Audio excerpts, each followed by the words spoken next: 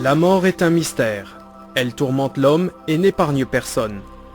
Un jour, elle nous saisira tous entre ses griffes. Aujourd'hui, de plus en plus de gens demandent que leur corps soit incinéré. Mais est-ce que tout est fini pour toujours? Peut-on réellement croire à la survie de l'homme après la mort? Pour les Grecs, la mort n'était que la disparition de l'homme mortel et l'âme était immortelle. Pour Platon, l'âme s'échappe du corps au moment de la mort et passe dans un paysage étincelant avant d'affronter le jugement où sa vie se déroule devant elle. Pour Socrate, au moment d'affronter la mort, l'âme va dans un autre pays pour passer l'éternité en compagnie de Dieu. La plupart des groupes bouddhistes enseignent l'existence du paradis. En Afrique, on croit à l'existence spirituelle du défunt. Les musulmans croient que ceux qui honorent Allah pourront pénétrer au paradis. Dans la Bible, Jésus-Christ enseigne que l'existence consciente se poursuit après la mort. Il promet au bon larron crucifié d'entrer sans attendre, le jour même de sa mort, dans le royaume. Paul dit aux Philippiens, « Je préfère mourir et être auprès du Christ ». Ce reportage jette un éclairage nouveau sur la question essentielle. La mort est-elle la fin d'une vie ou le commencement d'une autre? Je voudrais savoir ce que vous pensez qu'il y a après la mort. Excusez-moi. Alors je n'ai aucune idée. Bon, je pense qu'il n'y a rien après la mort. Quand on meurt, on meurt. Voilà quel est mon point de vue. Je pense pas qu'il y ait quelque chose en fait. Donc il n'y aurait rien? Non, bah écoutez, il n'y avait rien avant, donc avant la vie, donc je pense qu'il n'y a rien après la mort. J'ai tellement envie de vivre que moi la mort, non, pour l'instant, j'y pense pas. Je crois qu'il y a quelque chose, qu'on vit toujours, mais pas dans ce monde. Comme tout le monde dit, des beaux nuages blancs, ou peut-être que c'est l'enfer, je sais pas. Ça doit être vraiment fantastique puisque personne n'est revenu. Mais quoi? Je saurais que je serais morte. Je peux pas imaginer qu'il y ait rien, mais je sais pas ce qu'il y aura. Donc j'ai l'idée qu'on a une âme qui ne peut pas mourir, que mon enveloppe elle va partir, ce sera mon corps, un jour je serai dans une boîte, mais mon étincelle de vie, elle sera toujours là, mais je ne sais pas où. Alors moi je suis croyante, donc effectivement après la mort, je sais qu'il y a une vie après la mort et que je vais me retrouver auprès de celui qui m'aime et celui que j'aime, quoi. Au-delà de la mort. En 1981, alors que j'étais pasteur depuis peu de temps dans la paroisse de Saint-Blaise-aux-Trives et que j'étais au début de mon ministère pastoral, puisque je suis, comme on appelle, en vocation tardive, eh bien, je reçois un téléphone d'un homme qui me connaissait un peu et qui me dit, voilà, nous ne sommes pas de la paroisse, mais mon épouse est à fin de vie à l'hôpital des Cadoles, est-ce que vous pourriez la visiter?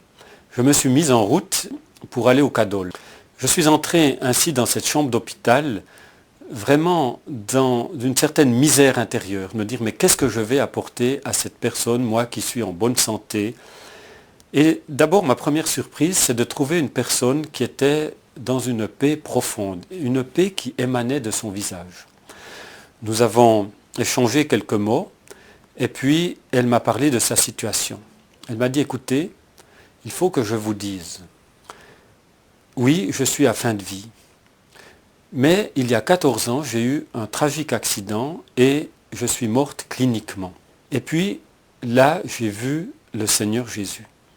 Et il m'a dit, j'aimerais que tu retournes sur la terre pour 14 ans.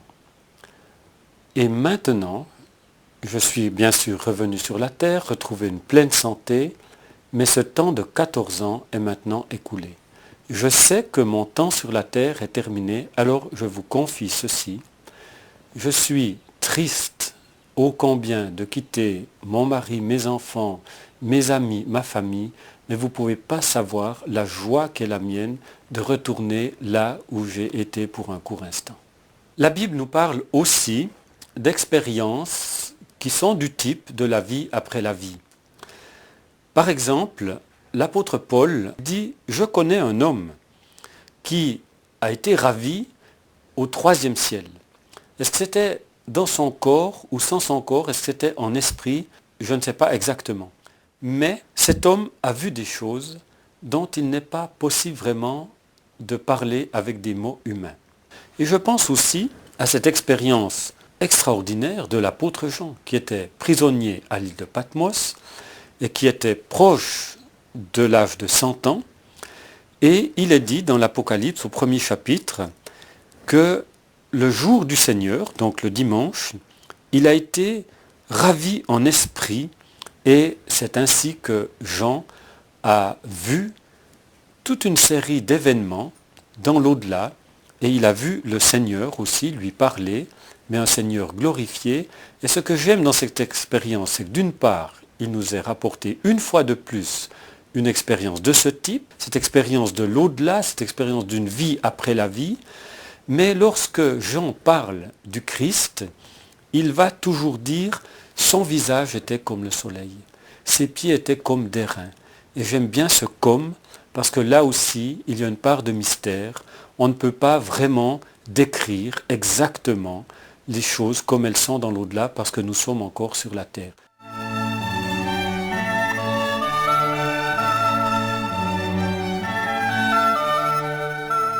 Dans la Bible, on sait qu'il y a non seulement le monde visible dans lequel nous sommes, et qui est un monde passager, mais qu'il y a aussi un monde invisible qui normalement n'est pas perceptible à nos sens, mais qui peut, dans certaines circonstances, devenir sensible et visible. Et je pense par exemple à ce moment assez étonnant où Pierre, Jacques et Jean sont avec Jésus sur la montagne de la Transfiguration, où d'abord Jésus semble être profondément changé puisque son vêtement devient blanc comme la neige, mais surtout une partie du monde invisible devient visible aux yeux de Pierre, de Jacques et de Jean, et ils voient effectivement Moïse et Élie qui s'entretiennent, donc sans doute ils entendent même ce qui se dit avec Jésus. Pierre sera profondément bouleversé et dira d'ailleurs, est-ce que je dois construire quelques tentes, une pour Jésus, une pour Moïse, une pour Élie, et finalement ils ne verront plus que Jésus seul. Donc là, le monde invisible, quelques instants, est devenu visible. On retrouve ça déjà dans l'Ancien Testament, où à un moment donné, les Syriens entoure la maison du prophète Élisée pour le capturer, et le serviteur d'Élisée est effrayé, et alors Élisée, qui lui reste extrêmement calme, prie et demande à Dieu de lui ouvrir les yeux, et à ce moment-là, tout à coup, ce serviteur voit que derrière les soldats syriens, il y a comme une sorte d'armée. En tous les cas, il y a là des milliers d'anges qui sont prêts à intervenir et qui interviendront d'ailleurs, mais d'une façon très belle, pour sauver Élisée. Voilà donc déjà deux exemples. Alors si on revient au Nouveau Testament, il y a le cas typique de Étienne, le premier martyr, le premier qui va donner sa vie pour Jésus, qui va être lapidé à Jérusalem. Et au moment où les premières pierres commencent à tomber, il va s'écrier « Je vois le ciel ouvert, donc c'est comme si tout à coup le monde invisible s'était ouvert, si tout à coup il pouvait voir ce que normalement on ne voit pas, et en l'occurrence il voit Jésus qui se lève pour venir à sa rencontre et l'accueillir. Jésus parle aussi encore au bout de son chemin, lorsqu'il est sur la croix de Golgotha, à un homme qui à côté de lui est crucifié et il est sur le point de mourir, et cet homme encore à la dernière minute se tourne vers Jésus et lui dit: souviens-toi de moi quand tu vas mourir. Et à ce moment-là, Jésus lui dit: eh bien aujourd'hui, donc le même jour, maintenant, tout de suite, au moment de mourir, tu seras avec moi au paradis. Et l'apôtre Paul pourra écrire aux Philippiens: je préférerais mourir et être auprès de Jésus-Christ, ce qui serait le meilleur. Et il y a beaucoup d'autres textes dans le Nouveau Testament qui vont exactement dans le même sens.